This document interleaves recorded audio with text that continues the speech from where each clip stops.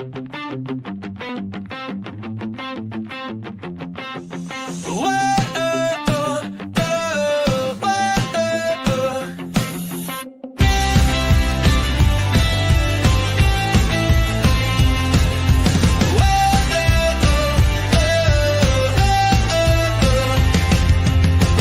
up, customer platform. It's time to start the day. Discover all the value you already own. Don't let solutions slip away. Wake up, customer platform. The tools are at your hand. No need to sleep on capabilities that can help your business stand. The answer's right before your eyes. You just need to realize. Wake up, customer platform, and watch your business rise. Wake up, wake up. The platform's waiting for you. Wake up, wake up. See what your system can do. Good morning, HubSpot Nation. It is time to wake up, customer platform, with your unofficial HubSpot Updates morning show where we help you discover the platform value you already own. I'm Chris Carolyn, joined by my co-host George B. Thomas. We are here every weekday morning to make sure you're not sleeping on HubSpot's true capabilities. If you're joining live, drop a hello in the comments and let us know what you're building in HubSpot today. Happy Monday, August 18th. George, how we doing? Good. Happy Monday, Chris. How are you doing this morning? I'm doing all right. Feeling well rested. Quality weekend on the rest scale. There you go. Always a good thing. I love to hear that. You have many of those weekends that might not be that. So it's good to hear that. I'm curious. I opened my tab this morning. You haven't shown your screen yet. I'm curious if we're seeing the same things. It's always a crapshoot if you're going to have 55 updates to my 5. So we'll see. Today I see 3, so I'm super curious of what you have on your end. Yep, you have more than 3. Okay, well we've got a show. Just 5 though. Yeah, we've got a show. We always got a show. Yeah, it's all good.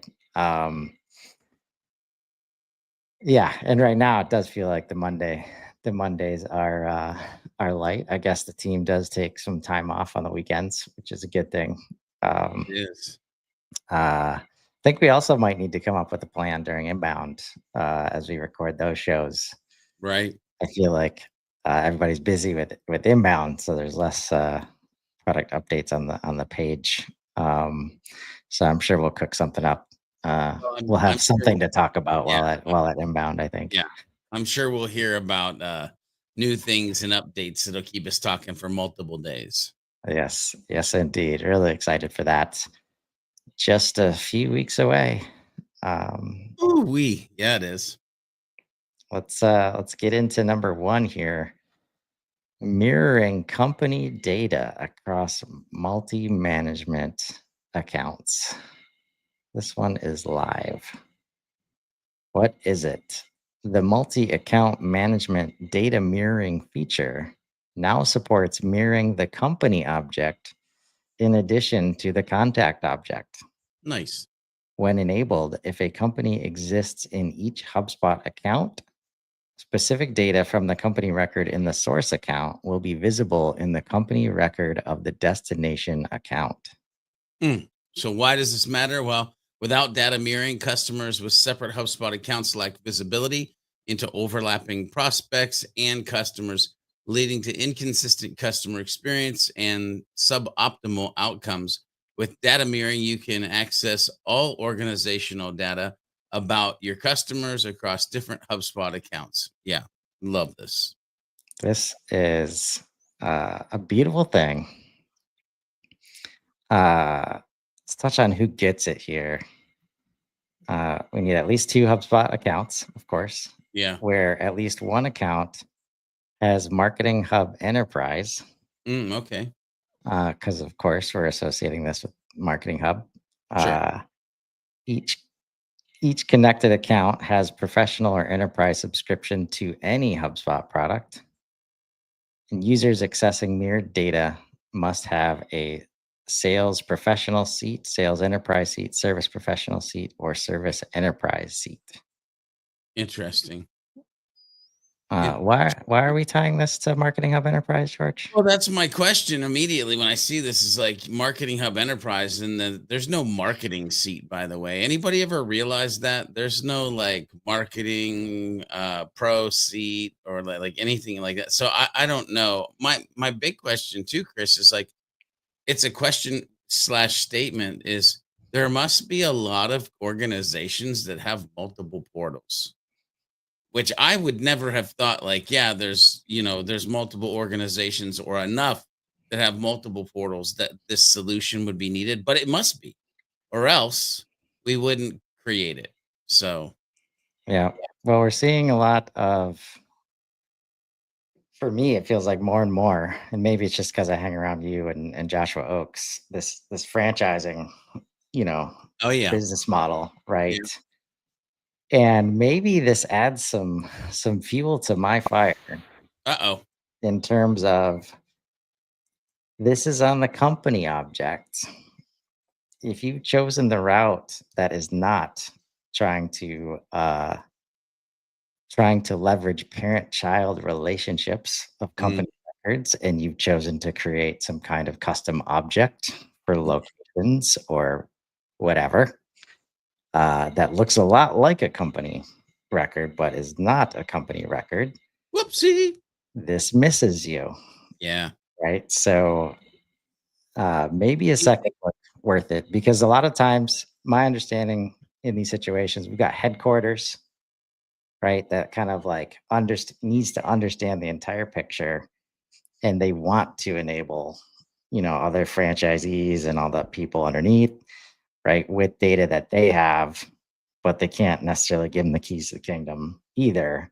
So the separation of portals is important, but there's been this super clunky like lead handoff and lead visibility and all this stuff. Yeah. So very curious to see, how this plays out. Well, and here's my question to you. Do you think that this ever grows to where it's just like all the objects? Like we got contacts, now we got companies. Does it end up being where it's deals and it's, custom objects, or is there a place in this one that the line should be drawn? I'm curious to see what happens in the future. Yeah, this is where I'm sure like data regulation and stuff gets harder and harder. Like once people are deciding their own objects for things, and Yeah. also just messier and messier. Um, there's a lot HubSpot can do to help maintain this, since we're using, one of the core objects.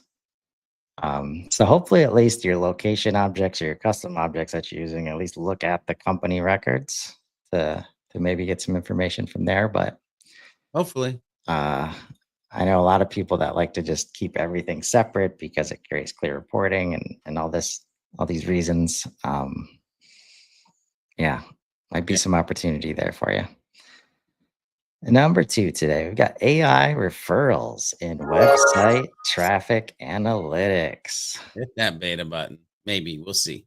What is it? A new traffic source classification in website traffic analytics that identifies visitors arriving via Oh AI yeah. platforms. Example, ChatGPT, Claude, Perplexity. When they click on cited sources, this feature automatically detects known AI platform domains and surfaces them as their own source category in reporting. Yeah, go ahead and run over and hit this beta button. Up until this point, it's been a crapshoot. I found it in multiple different locations. So the fact that it's going to get bucketized is amazing. But why does it matter? Traffic from AI platforms is currently grouped under other websites, making it impossible to measure AI's impact on lead generation. By clearly identifying AI referral traffic, you can better understand how these emerging platforms contribute to awareness, engagement, and conversions. Oh, HubSpot. Mm. Yeah. We appreciate the visibility for Yeah. sure. No. Um, let's say we do better understand how these emerging platforms contribute to awareness, engagement, and conversions. Then what? Plan strategy and figure out what that strategy means for you. And most likely, you're probably sitting at the point, maybe, I hate absolutes, that you haven't really spent a equitable amount of time in figuring out how to get your content actually to show up in these new sources that you'll be able to see in your HubSpot portal. So maybe take some time to do that, research, strategize. Hint, hint, hint. Create content. Okay, now stop there. I'll just stop there. It'll be super interesting to see um, how clear cut it can be and consistent. Like, because SEO and that whole infrastructure, like, we had it made, like connecting all the dots very easily to keywords. And I doubt it's going to be that straightforward with AI, but we'll see. Because It's always hard to measure humans. yeah, You know what humans can do inside of AI? Be humans. You know why? Because they don't have to follow a track of keywords. So you know what you need to do? Hint, hint. Create content for humans. Okay, I'll stop. yeah. Our whole show yesterday was about the importance of custom instructions. Oh God, yeah. And like there might be somebody that has custom instructions, like only show me HubSpot articles, like Oh, in my stuff, no. Wow. right? Maybe don't do that. Uh, But yeah. yeah. Could be. Um, you get to that point by creating trusted content. So either way, it's always Yeah. going to come back to that.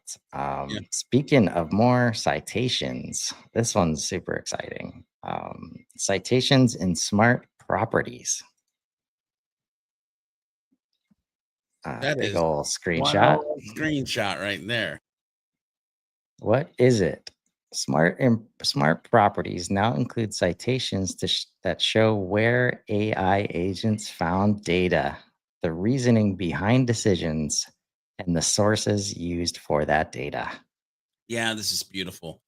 This is a feature. This is not why we're here, but I love this feature in Delphi.ai because it'll look at the content that actually why the answer came up. So the fact that HubSpot is bringing this into areas based on, especially all the conversational calls and things like that, data that it's going to have to be like, hey, here's where we got that from. But why does it matter? Citations provide transparency and trust. You know who else should provide transparency and trust? Humans. Okay, I'll stop. Citations provide transparency and trust in AI generated data by showing exactly where information originated. You can verify the agent's research sources, understand its reasoning process, and see what supporting context influenced the results. This ensures you can confidently use AI enriched data for business decisions and customer outreach. Woo, just saying it. Let's give it to him. All right. Yeah, this is a powerful underrated feature in HubSpot right Oh, now. I have to believe that smart properties. Um, and this is how you get over the trust milestones, folks. yep. Like if we don't know where these great answers are coming from, it's a lot harder to trust and get your other members of your team to trust just because you can't answer the question. Yeah. Where did that come from? Yeah. Now, before we leave this update, though, who gets it? HubSpot credits. Okay. Yeah, Just let you know that. Just let you know that. yeah. HubSpot credits, and if Yep. you're in Pro, you have 3,000, and if you're in Enterprise, you have 5,000. Yep. Even if you didn't sign up for it. So It's just in there. if you're not using agents, you're not ready for that. You're not using enrichment because you got plenty of your own data. Um, check out these smart properties if you want to get some value out of those credits you have. Number 4, new forms editor, reset link support. Mm. What is it? When forms are pre-populated with known visitor data, It can lead to confusion or incorrect submissions, especially on shared devices or when users switch accounts. This feature helps ensure that the right person is submitting the form and that you're capturing clean, accurate data. Okay. Why does it matter? We're introducing a new, because this has been a thing, by the way, but we're introducing a new reset link option in the forms built with the, so it's been an option in the legacy form builder. It's now coming to the new editor, the new forms multi-step, make it look fancy forms editor. Okay, so there's a reset link in there. When enabled, this adds a not you. Click here to reset link to the form. So if you're a nurse, if you're a librarian, if you've got a wife or a husband or a roommate, and you're all interested in the same things, filling out the same forms from the same company, now you don't have to be Betty. You can be George or Chris or Raul, Ruben, whoever you are. You can be that person. Yeah. And this is probably one of those things in any of those use cases that you mentioned. That company could not use the new editor yet, Yeah. right? Yeah. If all their customers needed this kind of functionality. So good to see the journey towards parity of all the new editors continues. Last for today, board view for customer tab Hmm. in customer success workspace. Now we're talking. What is it? You can now view your customers in a board view in addition to a list view in the customer success workspace. Wow. Okay. That was a short what is it? But I mean, I guess it's right to the point. So why does it matter?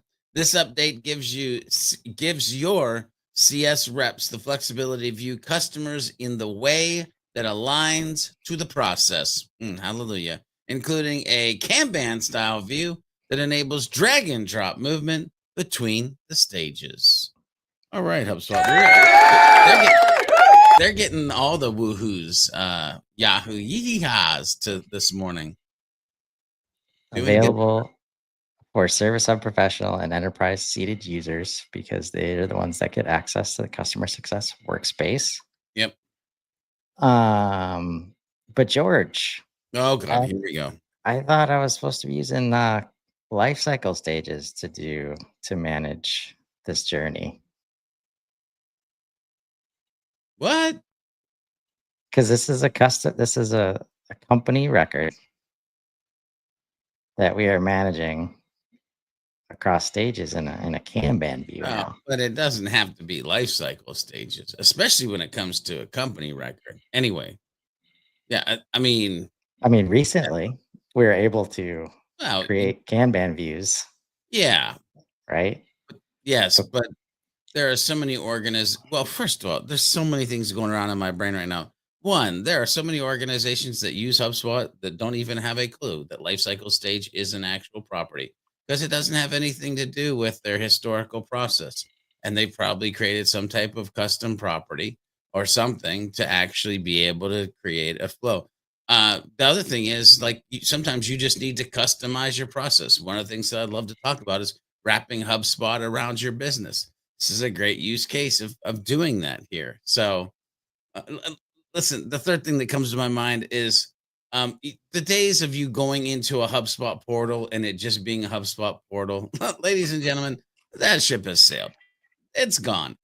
When you go into a portal, you got to prepare yourself to truly understand what is happening under the hood, because it might look like HubSpot, but it might have a 4-cylinder, a 6-cylinder, an 8-cylinder, or no freaking engine at all, depending upon who has actually been running and building that piece of whatever it is that you get into.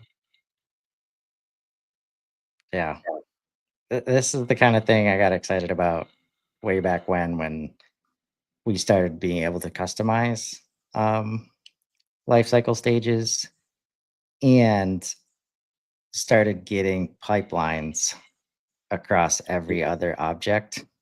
Yeah. And like there was a moment where I think they just turned on the board view you couldn't necessarily customize it or use something other than life cycle stages to see it.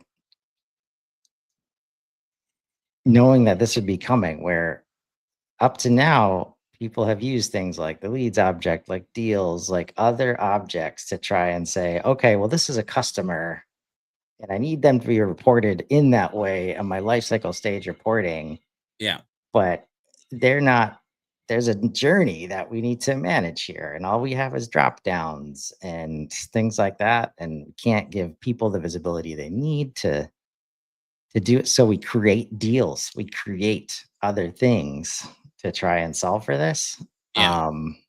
When in reality, it just clutters up the other spaces, Yeah. right? Well, I Um, mean, listen, Chris, the amount of ticket pipelines that have been created because you wanted to do an onboarding process that now don't necessarily have to be ticket pipelines because, yeah. just saying. It could be. Hey, it's up to you. It's Well, your hub. also understanding from a relationship perspective, like just because the company's in onboarding mode doesn't mean this contact has ever talked to you ever before, Yep. right? Yep. And they might be, that's the thing, like we label them as customer because they're in that company and they just somebody closed the deal, but they've never met us before. And we treat them like, oh, they must trust us that their company paid money. No, in reality, they're like a lead. They're like stranger, right? So very exciting to see this use case right away. After last week, we talked about being able to use any property to create new Kanban board management views. So really cool, and I'm pretty bullish on the customer success workspace as a whole to help teams manage customers Nice. outside of the sales process. Seeing some good feedback there. Oh, only 5 today. I don't think we have an admin hug this week either. Yeah, I don't think I'm so. excited for next week's though, George. Yeah. Yeah, our friends on the video team, uh, Oh, the admin hug next releasing week. that to the world. Yeah.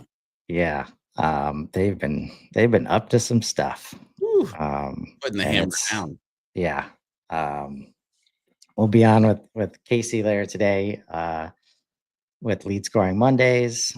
She's having a lot of fun doing her value first scoring workshops and mastermind. She just opened that up to for free access. So pay attention to her if you see this lead scoring sunset looming, which is just 12 days away now. I Yeah. think Yeah. Something like that. to get on that. And excited for the data summit coming up on the 28th next week. If you want help with understanding your data, especially in context of all these life cycle stages and journeys we've been talking about, excited to bring that to the world with over 20 experts next week, August 28th, just before inbound. Mm. Uh, you got any more Women of HubSpot podcasts Yeah. So planned, George? after this, we're doing a Hub Heroes podcast. We're gonna do our last inbound 25 edition, so we can get some different things out around that. And then we've got a Women of HubSpot interview later today as well that will be coming out. And this one is with Christina Kay. That will be interviewing her and getting her on the Women of HubSpot page over at psychicstrategy.com. Of course, it'll be on Apple, Spotify, YouTube, all that good stuff as well. But yeah, a nice content rich day and client servanthood day is what today looks like for us over here. Awesome. And I cannot forget Kyle is back this Woo-hoo! week. So taking a break from his break during inbound season. So he'll be back with us this week on the HubSpot helpline, which streams from the Profoundly LinkedIn page Fridays at 3 p.m. Eastern, 2 p.m. Central. So excited to have him back. I get to go back to my coming back from the shadows situation. That they got me. Yeah. You get to use that Indeed. more often. Yes, sir. Uh, And that's where we'll wrap for today. Remember, folks, you probably already own the solution you're looking for in HubSpot, and it might be these smart properties. Check them out. Sometimes you just need to wake up to it. Join us tomorrow morning live at 7:30 a.m. Central, or catch us anytime on Spotify and Apple Music. Drop your biggest takeaway in the comments and let us know what capabilities you want to wake up to next. Until then, I'm Chris Carolyn. And I'm George V. Thomas. And this has been Wake Up Customer Platform. Now go build something amazing. Have a great day, everybody.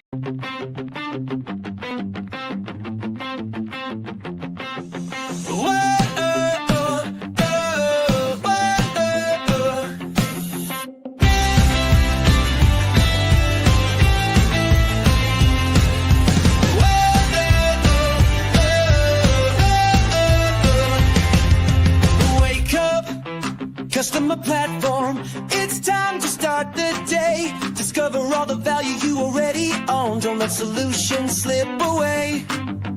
Wake up, customer platform. The tools are at your hand. No need to sleep on capabilities that can help your business stand. The answer's right before your eyes.